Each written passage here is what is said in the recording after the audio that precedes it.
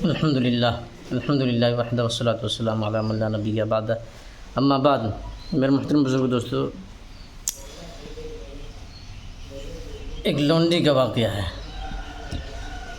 ایک بادشاہ تھا، وہ پھولوں کے سیج میں سوتا تھا، پھولوں کا بچھانا رہتا، پھول رہتا تھا اندر، اس کے اوپر گدا نہالی بچھا کے سوتا تھا۔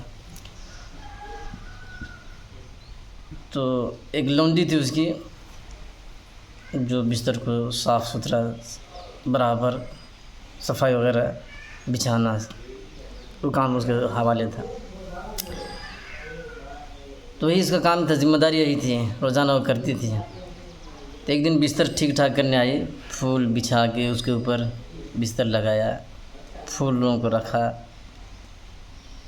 تو سوچی اس میں سونے میں کیسا لگتا ہے، کتنا مزہ آتا ہے، دیکھتے ہیں سو کے ایک بار، بادشاہ کے آنے سے پہلے ہم اٹھ کے بھگ جائیں گے، بستر ٹھیک ٹھاک کر دیں گے۔ پھر تو سوئی، تو کام کرنے کی وجہ سے تھکی ہوئی تھی، نیند آ گئی۔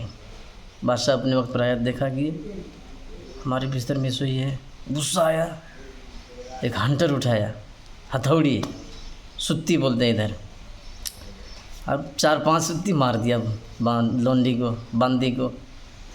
وہ رونے لگی، چیخنے لگی، چلانے لگی، پھر روتے روتے کہ اچانک ہنسنے لگی، بہت زور سے ہنسی، اتنا ہنسی، بادشاہ کا دماغ خراب ہو گیا کہ ہنس کیوں رہی ہے بھائی، اس کا رونا تو سمجھ میں آ رہا ہے، ہنس کیوں رہی وہ سمجھ میں نہیں آ رہا ہے۔ تو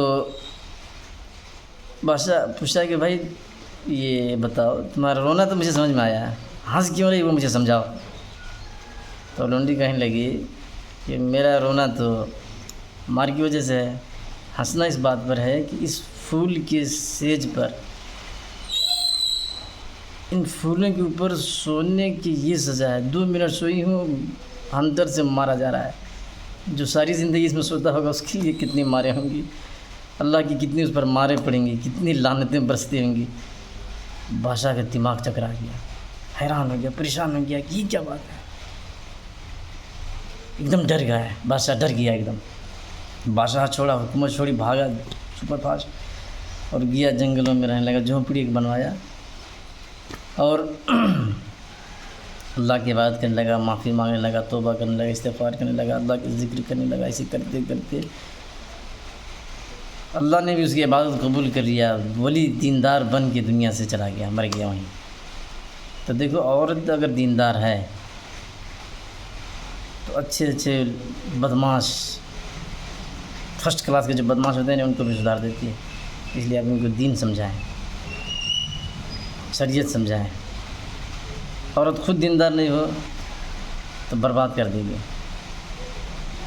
تو عورت دیکھو، بادشاہ کو سدھار دیا، دیندار بنا دیا، ولی بنا دیا۔ آج کل کی عورتیں تو خود دیندار نہیں ہیں، دوسروں کو کیا بنائیں گی، خود ہی جنت کے لائق نہیں ہے، دوسروں کو کیا جنت دلائیں گے۔ اگر عورت دیندار ہو تو بچے دیندار پیدا ہوں گے۔ کسی نے عورت سے ایک بار پوچھا کہ عورت تو نبی نہیں بن سکتی، تو عورت نے جواب دیا، عورت نبی نہیں بنتی ہے، نبی جنتی ہے۔